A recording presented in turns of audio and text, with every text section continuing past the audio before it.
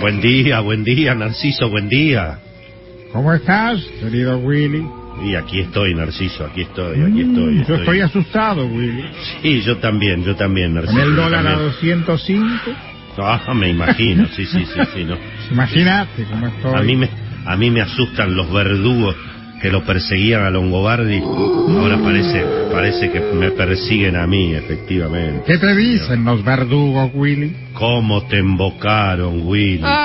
¿Cómo te embocaron? Sí, yo escucho, dicen, somos Mitre. ¿Cómo te embocaron, Willy? Tremendo. Pero me imagino, Narciso, no me diga que usted está preocupado porque suba el dólar. Usted que ha vivido por los siglos de los siglos, ¿cuántas veces ha visto en la Argentina que se escapa el dólar, Narciso? Eso es verdad, Willy, querido. Me imagino. Veces? Bueno, pero fíjese que en esta batalla que hay entre los alquimistas y los fantasmas del pasado, los funcionarios del gobierno han dicho que no hay nada de qué preocuparse. Dijo ayer, por ejemplo... No. Bueno, ayer el secretario de Comercio, Roberto Feletti, dijo que la cuenta de las reservas da perfecto y que no hay ningún problema con el blue. ¿Quiere escucharlo, Narciso? Escúchelo. A ver. En la medida que el Banco Central abastezca al mercado empresario, al sector empresario, de la demanda de importaciones y en la proyección de divisas que tiene el Banco Central, da perfectamente para hacer eso, y de hecho lo está haciendo. No tendría por qué corregirse precios en función de la cotización de un mercado que es ilegal. Un mercado, otra vez con la historia de que el dólar blue es un mercado ilegal, Narciso. Bueno, ha logrado conseguir algún economista de esos con los que usted dialoga a lo largo del día para... Aquí tengo a un número uno. No me di, claro, Narciso tenía que venir todos los días. Narciso tenía que venir todos los días a las 7:30 de la mañana a mi casa, y claro, a esta hora yo ya estoy dando vuelta a carnero prácticamente, ¿verdad? Exacto, gracias, sí. Así que bueno, ha ido a buscar un economista por la calle, mire usted. He ido a buscar algún economista, porque ahora viste que el conurbano está tan peligroso que los intendentes tienen que irse a vivir a Puerto Madero. Claro. Bueno, ¿a quién encontró finalmente, Narciso? A un número uno. Ajá. A nuestro querido amigo Daniel Artana. Una garantía. Qué ganas de hablar esta mañana con el querido Daniel Artana. Daniel, un abrazo grande. Te saludamos todos aquí en Cada Mañana, Willy Cohen. Habla, Daniel, habla. Ahí está. Bueno, ahí está buenos días a todos. Buen día, Dani, querido, buen día, un abrazo muy grande. Bueno, muy bien, yo decía ayer en la tele, hoy también tempranito, que me parece que Estados Unidos le ha dado una lección importante a la Argentina respecto de la inflación y la emisión monetaria, ¿no?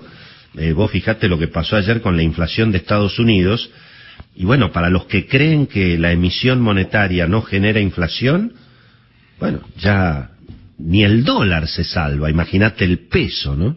¿Cómo estás viendo esta noticia de ayer y cómo estamos aquí por casa, digamos?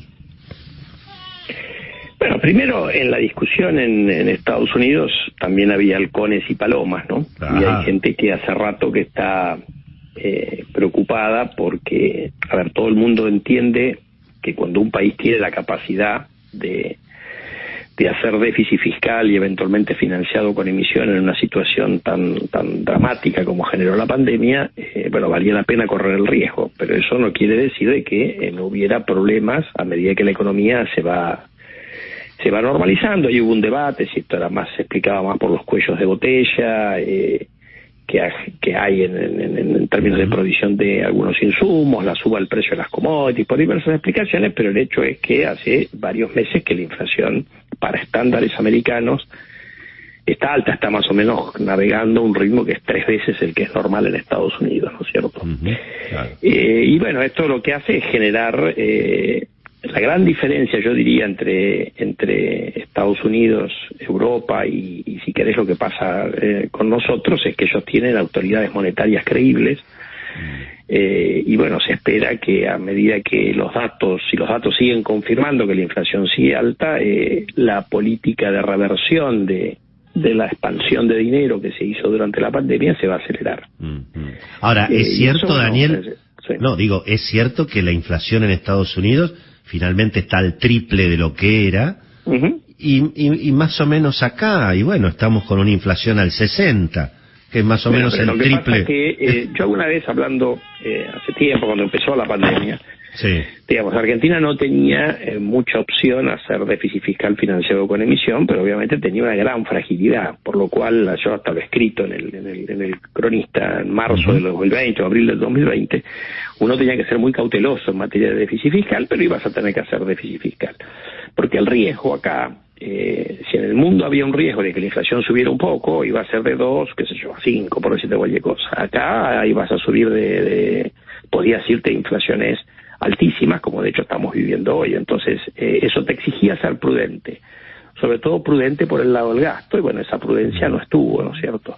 Y menos ahora en el contexto de este plan electoral que empezó a mediados de año, donde se relajó esa disciplina, si querés, entre comillas, esa mejora fiscal y monetaria de la primera parte del año, que en realidad se explica en gran medida por circunstancias excepcionales, ¿no? Desde el aporte de los DEX hasta la suba del precio de la soja, que te generó un montón de dólares, y además más que duplicó la recaudación por retenciones, ¿no es cierto?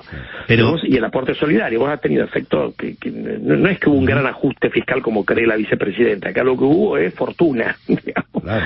Y esa fortuna, bueno, hubo un ajuste por el lado de los ingresos, es decir, claro, el Estado tuvo más ingresos, no tuvo necesidad de bajar los gastos de alguna manera, o por lo menos empezaron a bajar porque vos empezaste a sacarte los gastos del COVID, ¿no es cierto? Claro.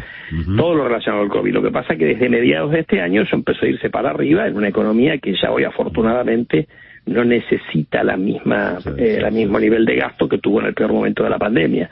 Ahí es donde, mirá, ¿qué es lo que explica la suba del gasto? Bueno, la suba del gasto te la explican los subsidios a la energía y al transporte, consecuencia de la decisión de ignorar lo que se había puesto en el presupuesto en materia de tarifas. Recordemos que, nota al pie, cuando el ministro habla de que tiene un programa con el presupuesto, recordemos que el propio gobierno incumplió con algunas de las cosas que tenía del presupuesto del año anterior. Por ejemplo, había previsto un aumento de tarifa de entre 30 y 35% en materia de electricidad y gas, y terminaron siendo 9 o algo así. Ahora, lo que llama la atención en un punto es que de alguna manera la política, y en este caso el presidente Alberto Fernández, bueno, volvió a optar por el modelo inflacionario, por un modelo económico que es el modelo inflacionario, para no hacer ajustes, el modelo, digamos, de cierta demagogia política, repartir subsidios, no arreglar con el fondo, no dar malas noticias, y terminan cocinándose en su propia salsa, es decir, finalmente terminan perdiendo las elecciones, con una inflación galopante, con una situación como la que tenemos hoy, que en definitiva es la consecuencia de lo que se hizo. Y comparo, porque en Estados Unidos también los demócratas acaban de perder las elecciones, por lo menos distritales, ¿no? Bueno, ahí, en general, lo que ha habido me parece acá es una interpretación equivocada de lo que la gente le reclamaba al gobierno para lidiar con la pandemia y sobre todo a la salida de la pandemia. Pero independientemente de eso, lo que uno tiene que tener en cuenta es que si vos entras en una situación que no es sostenible, o sea, si tenés una política fiscal y monetaria que no es sostenible, el ajuste va a ocurrir. La pregunta es si lo vas a hacer ordenadamente por la política o lo va a hacer desordenadamente la inflación. Entonces acá no está, si vos vivís por arriba de tus posibilidades y no tenés quien te presta plata, porque de hecho hay muy poca capacidad de crédito, es inexorable que vas a tener que calibrar las cuentas. Las cuentas ex post siempre cierran. La pregunta es si van a cerrar ordenadamente. Para eso está la política, digamos, para arbitrar cuánto paga de más uno y cuánto recibe de menos otro, porque si no, lo termina siendo la inflación, digamos. Entonces, para el gobierno por ahí es muy cómoda la inflación, o pensaba que era muy cómoda, porque le echa la culpa a otro, le echa la culpa a los empresarios, le echa la culpa a los periodistas, a los economistas, a los sindicalistas, a la inflación internacional, pero perdés las elecciones. La realidad es que la gente no se come ese verso, ¿viste? Lógico, claro. No, y además está demostrado que la inflación hace perder elecciones. Ocurrió en el 2013, 2015, 2019. Por eso, entonces yo creo que hubo ahí una lectura, primero, equivocada de cómo funciona la economía argentina, o sea, equivocada por perder la oportunidad de haber cerrado con el fondo hace mucho tiempo. La Argentina, a mí me parece que le convenía cerrar en el peor momento de la pandemia. Hoy el fondo no te espera, digamos, y en definitiva una lectura equivocada de que vos podés zafar. Y vos zafás y tenés crédito. Después podemos discutir si está bien endeudarse o no, porque este gobierno se ha endeudado con los depositantes, se ha endeudado colocando algo de deuda en pesos, pero bueno, se rifaron parte de las reservas también, como ocurrió en el periodo 2013-2015, claramente. Por eso, y hoy vos lo que transcribías de Feletti, primero hay algo de cierto en que lo que te afecta a los precios por lejos es el tipo de cambio oficial. Claro. Pero la brecha cambiaria es para preocuparse, porque lo que te está revelando es lo insostenible que es el tipo de cambio oficial. Claro. Entonces, no es que vos sube el dólar blue y automáticamente todo eso se va a la inflación. No, por ahí algo se contamina. De hecho, pasó algo parecido en las mediciones que teníamos nosotros y otros colegas.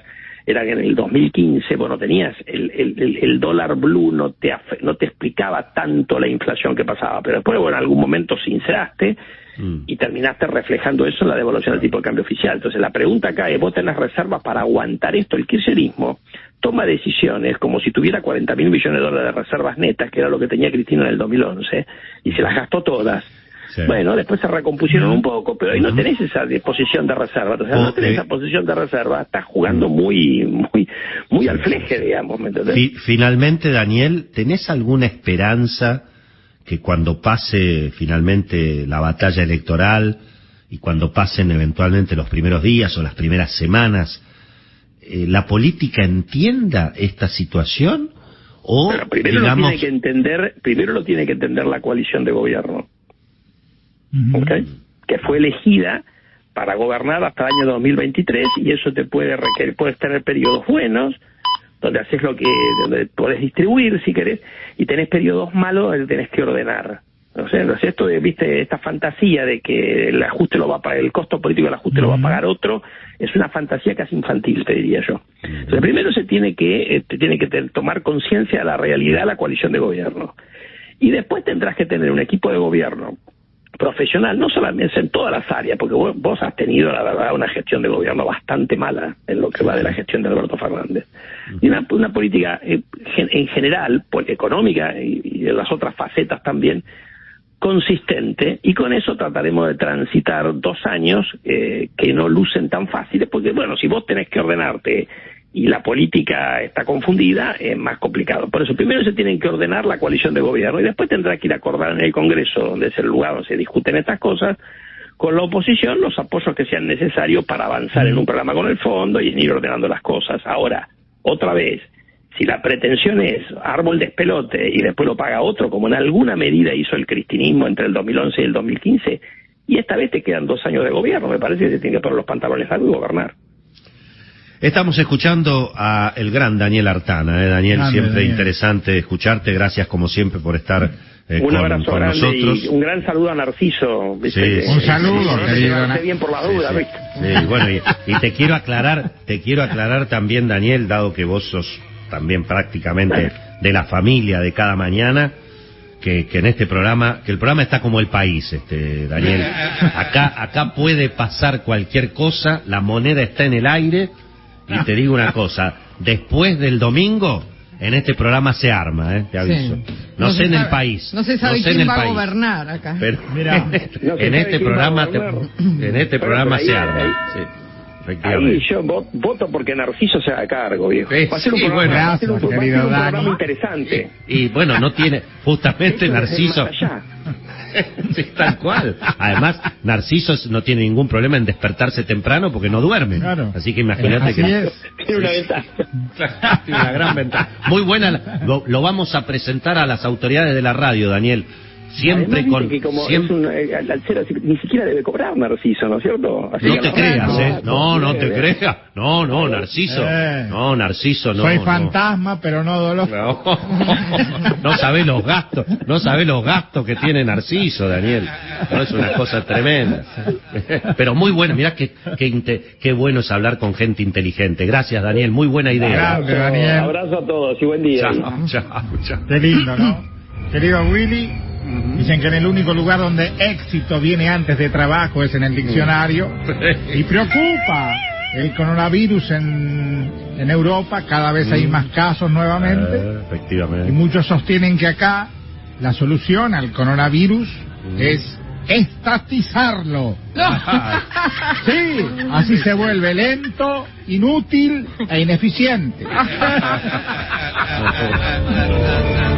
En la medida que el Banco Central abastezca al mercado empresario, al sector empresario, de la demanda de importaciones y en la proyección de divisas que tiene el Banco Central,